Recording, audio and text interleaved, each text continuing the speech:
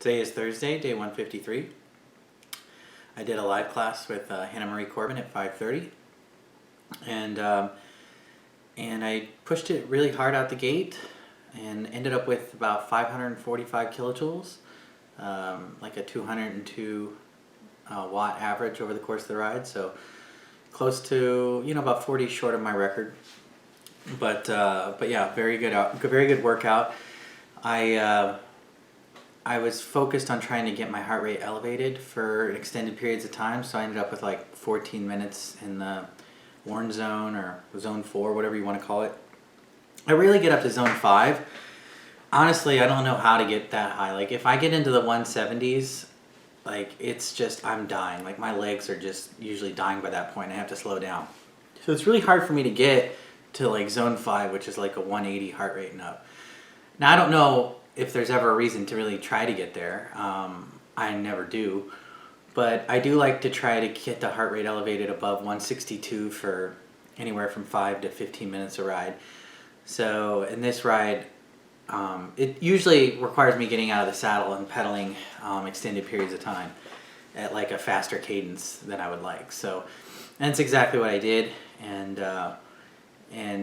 just did that until I felt really exhausted about the 30-minute mark, and then I just kind of cruised for the last 15 minutes at like a slower, higher resistance in the saddle. But yeah, and then I looked at the power curve afterwards, and I had like my best 4 minutes I've ever had. So there was a 4-minute period, a continuous 4-minute period there where I averaged around 260 watts, 250 watts for that 4 minutes, which before, I don't know what my record was probably like 245 or something.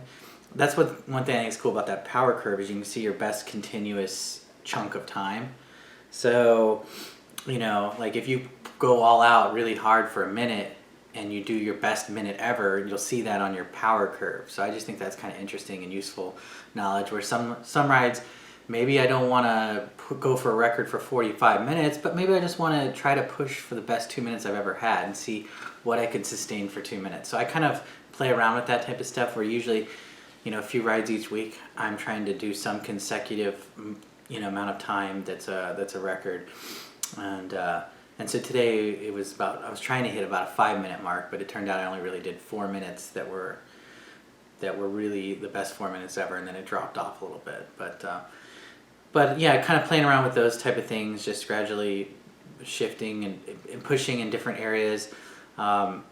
And I feel like I am getting better at pedaling out of the saddle, with faster cadences. So I do think the weight around the stomach midsection, as that comes off, that's going to get easier and easier. So that's good. Anyway, but seeing good results, and definitely continuously can get like 500 plus in each 45-minute ride if I want to, which is something I couldn't do before. So I think my new average is probably low 500s now. So little by little, I'm getting better, and eventually I will hit the 600 mark.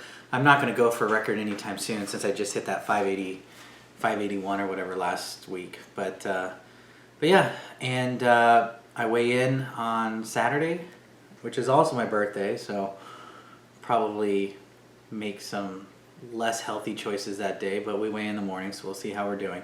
I'm really hoping to crack the 190 mark, so below 190. Anyway, I will see you tomorrow.